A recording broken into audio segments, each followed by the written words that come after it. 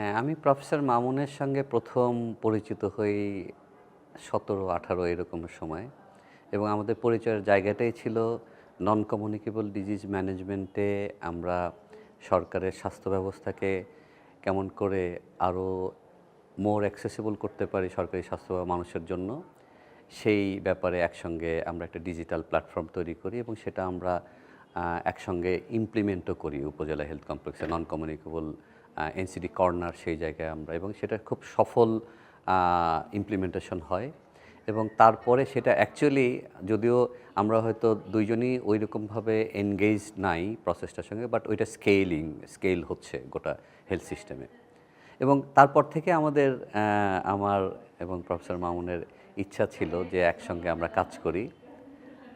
কিন্তু মানে আনফরচুনেটলি আমি এই ল্যাবটা ভিজিট করতে পারি নাই, কিন্তু সিমেড অফিসে আমি গিয়েছি এবং এই ল্যাব আজকে আমি north south university public health science ডিপার্টমেন্টের আমার কয়েকজন কলিগকে সাথে করে নিয়ে এসেছি এখানে। আমরা একসঙ্গে ভবিষ্যতে হেলথে আরও কীভাবে কাজ করতে পারি সেই জায়গাগুলিকে একটা প্রপোজাল লিখছি এখন আমরা একসঙ্গে এবং আমি মুগ্ধ।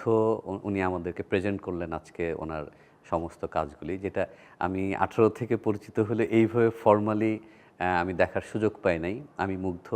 আমি মনে করি আমাদের দেশ 2041 জায়গায় যাচ্ছে এবং আমরা নিশ্চিতভাবেই অর্থনৈতিকভাবে 2041 সালে আমরা ফার্স্ট ওয়ার্ল্ড হয়ে যাব এবং সেই সাথে সাথে আমাদের হিউম্যান রিসোর্সকে সেরকম জায়গায় রিচ করানোর জন্য যে প্রক্রিয়াটা, সেই জায়গায় প্রফেসর মামুন একজন একাডেমিয়ার ব্যক্তিত্ব হিসাবে উনি শুধু সাবজেক্টে না, ওভারঅল এডুকেশনের সঙ্গে কর্পোরেট ইন্ডাস্ট্রির কানেক্টিভিটিগুলি নিয়ে যেভাবে স্বপ্ন দেখছেন, আমি মনে করি এটা অসাধারণ একটা স্বপ্ন।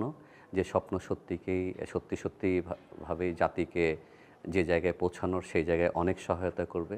আর আমি ব্যক্তিগতভাবে আমার কলিগ যারা নর্থ সাউথ ইউনিভার্সিটি থেকে আজকে এখানে ভিজিট করছি, তারা মনে করি যে তার সঙ্গে তার এই অগ্রযাত্রায় একসঙ্গে কাজ করতে পারলে আমরা অনেক ভালো লাগবে।